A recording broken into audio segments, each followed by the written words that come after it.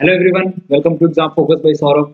Work until your idol become your rivals. तो आप तब तक मेहनत करें जब तक जिन्हें आपने आइडल्स माना था वो आपके कंपटीटर ना बन जाएं।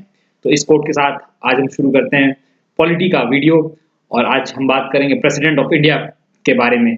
तो जो इम्पोर्टेंट पॉइंट्स बनते हैं प्रेसिडेंट ऑफ इंडिया पे और इस तरह के क्वेश्चंस कई बार रिपीट होते रहते हैं तो आपको बहुत ज़्यादा डिटेल में नहीं जाना है, बट आपको पता होना चाहिए ऊपर से सुपरफिशियली क्या क्या पॉइंट्स और कौन कौन से क्वेश्चंस बनते हैं, उनसे रिलेटेड इंपॉर्टेंट आर्टिकल्स और जो फंक्शंस है जो प्रेसिडेंट ऑफ इंडिया है उनके। तो चलिए क्वेश्चंस देखते हैं। मोस्ट इंपॉर्टेंटली क्वेश्चंस ज़्यादा इंपॉर्टेंट है।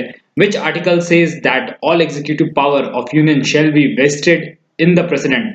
तो कौन सा आर्टिकल ये कहता है कि एग्जीक्यूटिव पावर जो है वो यूनियन का प्रेसिडेंट के साथ होता है, प्रेसिडेंट के पास होता है। आर्टिकल 53 ऑफ इंडियन कॉन्स्टिट्यूशन ये बात कहती है।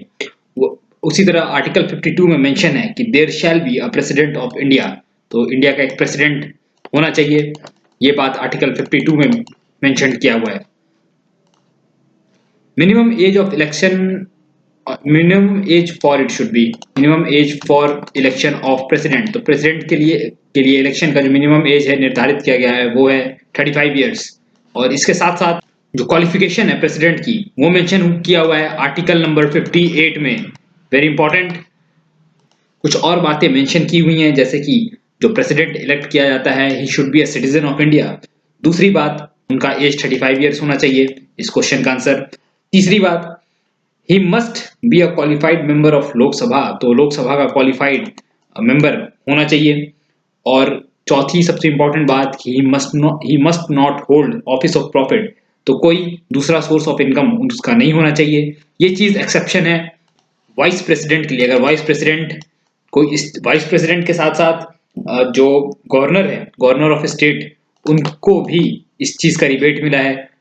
और मिनिस्टर ऑफ यूनियन या मिनिस्टर ऑफ स्टेट, इन तीन एक्सेप्शन को छोड़ के और कोई प्रॉफिट नहीं, ऑफिस ऑफ प्रॉफिट होल्ड नहीं करना चाहिए। वाइस प्रेसिडेंट, जो गवर्नर ऑफ स्टेट और मेंबर ऑफ पार्लियामेंट या मिनिस्टर ऑफ और स्टेट के या सेंटर के मिनिस्टर चाहे तो कंडक्ट कर सकते हैं प्रेसिडेंट का इलेक्शन। और supreme commander of Indian arm forces is, इस क्वेश्चन का आंसर है प्रेसिडेंट। तो हालांकि जो इंडियन आर्म फोर्सेस का एग्जीक्यूटिव पावर जिसे कहते हैं वो लाई करता है in the hands of prime minister, और कैबिनेट जो है कैबिनेट के हेड होते हैं। और पर जो कॉन्स्टिट्यूशन में मेंशन्ड है कि जो प्रेसिडेंट हैं वो रियल सुप्रीम कमांडर हैं इंडियन आर्म फोर्सेस के। Now the president hands over his resignation letter to which of the following। तो प्रेसिडेंट दो तरीके से अपना पद छोड़ सकते हैं, या तो वो खुद से रेजिग्नेट करें, और जब वो खुद से रिजाइन करते हैं तो उन्हें वाइस प्रेसिडेंट को रिटर्न लेटर देना पड़ता है और रेजिग्नेशन लेटर।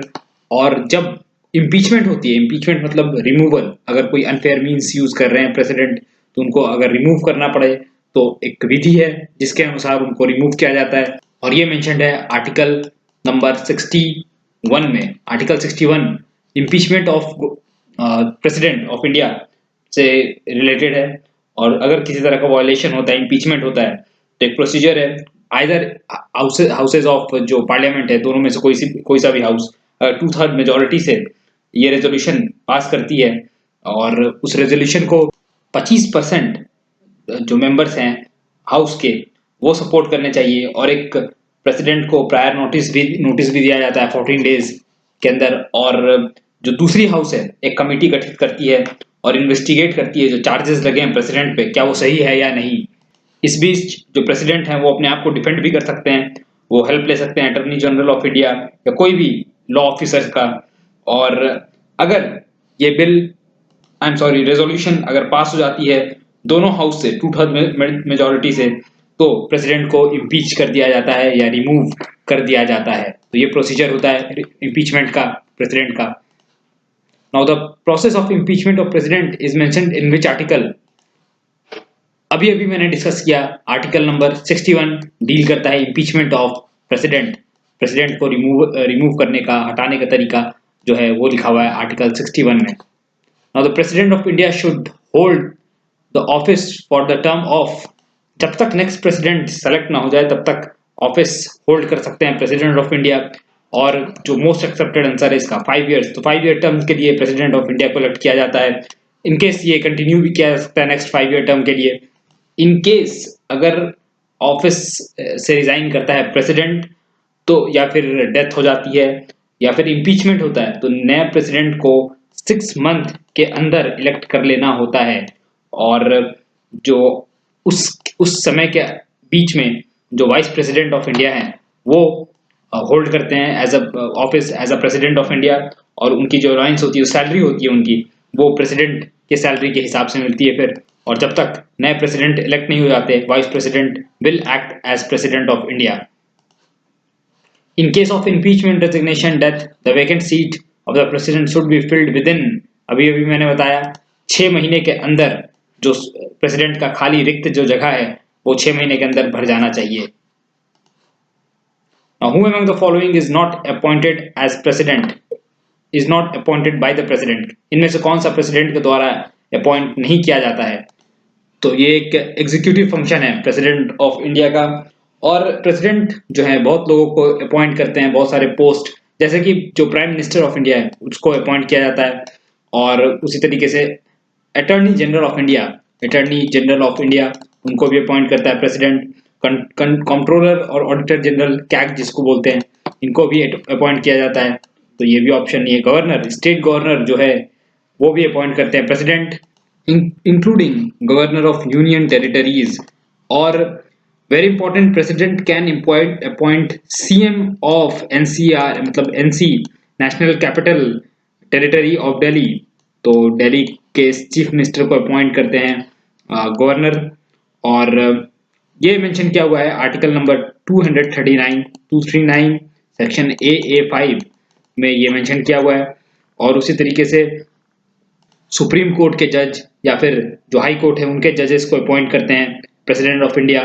और जो पब्लिक सर्विस कमीशन के मेंबर्स होते हैं उनको भी, इनफैक्ट जो चेयरमैन होते हैं पब्लिक सर्विस कमीशन के, उनको भी अपॉइंट करते हैं प्रेसिडेंट ऑफ इंडिया। साथ में जो कमिश्नर्स टू हाई, जो एम्बेसडर्स होते हैं और हाई कमिश्नर्स होते हैं टू अदर कंट्रीज, उनको भी अपॉइंट करते हैं प्रेसिडेंट ऑफ इंडिया। तो ये सब इनके फंक्शंस, एग्जीक्यूटिव फंक्शंस प्रेसिडेंट के।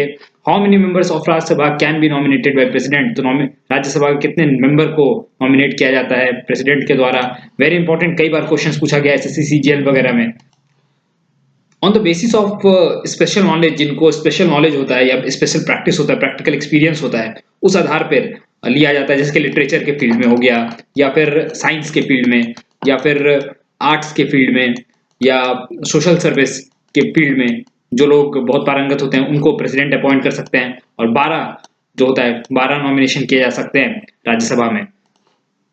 Now Shri Pranab Mukherjee is dash president of India. Pranab Mukherjee जो हैं इंडिया के 13th प्रेसिडेंट हैं। और ये इलेक्ट किए थे 22 जुलाई 2012 को। और इन्होंने शपथ ग्रहण किया था 25 जुलाई, मतलब ये सेट इनटू फोर्स जिसे कहते हैं। और 25 जुलाई 2012 को ये ऑफिस होल्ड किए थे। और ये 13th प्रेसिडेंट हैं। साथ में ये भी बता दूं कि जो राष्ट्रपति होते हैं वो राष्ट्रपति भवन में रहते हैं।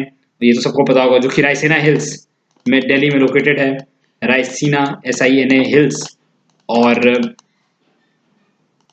ये बात आप सबको तो पता ही होगा कि जो प्रेसिडेंट ऑफ इंडिया होते हैं वो इनडायरेक्टली इलेक्ट किए जाते हैं by the houses of parliament और लेजिस्लेटिव असेंबली जो होती है स्टेट की या यूनियन टेरिटरीज के, उनके द्वारा। और जो ओथ होता है प्रेसिडेंट का, OATH, ओथ, शपथ ग्रहण जिसे बोलते हैं, वो चीफ जस्टिस ऑफ इंडिया करवाते हैं। The president who died in the office is, 2 president हैं जो डाइड इन ऑफिस हुए। एक है डॉक्टर जाकिर हुसैन और दूसरे जो हैं फराकुद्दीन अली अहमद, FAKRUDDIN, फराकुद्दीन अली अहमद, AHMED अहमद। तो ये 2 नाम आपको याद रखना है। प्लस आपको ये भी पता होगा कि स्पेशल पावर्स जो हमारा नेशनल इमरजेंसी है, आर्टिकल 352, स्टेट इमरजेंसी 356 और फाइनेंशियल इमरजेंसी 360, वो प्रेसिडेंट के द्वारा अप्लाई किया जाता है। और जो स्टेट इमरजेंसी है वो 6 महीने से लेकर 3 साल तक इम्प्लीमेंट किया जाता है। और उससे ज़्यादा अगर करना हो तो अमेंडमेंट करना पड़ता है, जो कि जम्मू कश्मीर में हुआ था और पंजाब में हुआ था। तो आज के वीडियो में इतना ही। नेक्स्ट वीडियो में और भी टॉपिक कवर करेंगे।